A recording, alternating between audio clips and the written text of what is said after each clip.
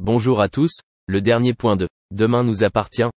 Notre actualité du jour portera sur « Demain nous appartient ». Spoiler, récapitulatif des épisodes du 8 au 12 janvier. Timothée explique à Karim et Roxane pourquoi il a piraté le système informatique du commissariat. Manon protège le fils de Brunet. Timothée a une nouvelle chance de montrer son talent. Mélodie ne peut pas faire ça à Mona, elle décide de rompre avec Georges. Swazik se réjouit de la dispute entre Charlie et François mais elle reste discrète. Nordine souhaite passer une soirée en amoureux avec Manon, il lui demande d'essayer de virer William pour une soirée. Victoire prend grand soin de l'entretien des Adeline et lui prête même des vêtements.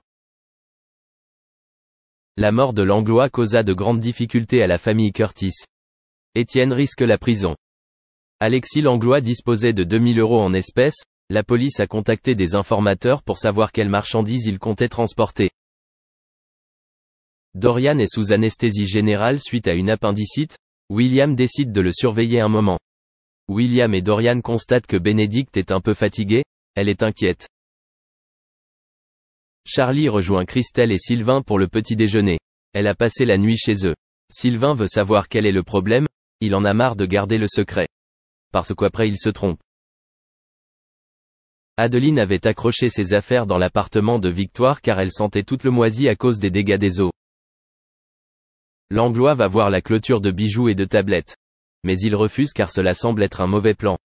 Il veut de l'argent pour partir à Le accent aigu Tranger. Marianne Delcourt souhaite revoir Adeline pour un deuxième entretien. Bénédicte avoue à Étienne qu'elle n'arrive pas à dormir, tellement elle est inquiète. Étienne l'a encouragée à prendre des médicaments ce soir pour se reposer. Bénédicte avoue qu'elle n'a plus peur. Merci d'avoir regardé et à la prochaine vidéo. N'oubliez pas de vous abonner à notre chaîne. En attendant, dites-nous ce que vous en pensez dans la section commentaires ci-dessous. Au revoir. Depuis le décès de Johnny Hallyday, la vie de Laetitia Hallyday a changé du tout au tout. Une situation qui ne semble pas aller en s'améliorant, si l'on en croit les dernières nouvelles à son sujet. En effet, Bernard Montiel a récemment fait le point sur l'état de ses finances et les nouvelles ne semblent pas bonnes. On vous apporte plus d'explications sur le sujet. Cela fait plusieurs années que Laetitia Hallyday et ses filles se sont installées aux États-Unis. Toutes trois se sont d'ailleurs battues pour obtenir les papiers nécessaires afin d'y résider officiellement et d'obtenir la nationalité. Une démarche qui a porté ses fruits récemment et qui donne donc la possibilité à ces dernières de circuler librement entre leur demeure californienne et celle en France. Malgré tout, le territoire français est celui de leur préférence. Et cela se comprend lorsqu'on sait que Laetitia Hallyday et sa famille partagent énormément de choses sur place. Après de longs mois à l'étranger, c'est donc avec joie que Laetitia Hallyday et sa fille se retrouvent de nouveau sur le sol français. La petite famille a pris cette décision dans le but de réaliser les préparatifs de l'hommage réservé au taulier. Cet événement prévu pour le mois de septembre prochain fait déjà circuler beaucoup de commentaires de la part des fans. Et cela encore plus lorsqu'on sait qui sont les convives qui pourraient être présents à l'événement.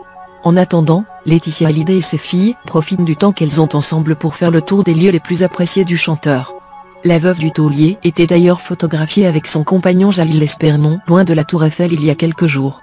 Des retrouvailles parfaitement méritées puisque le couple avait été séparé à cause des restrictions sanitaires en vigueur actuellement.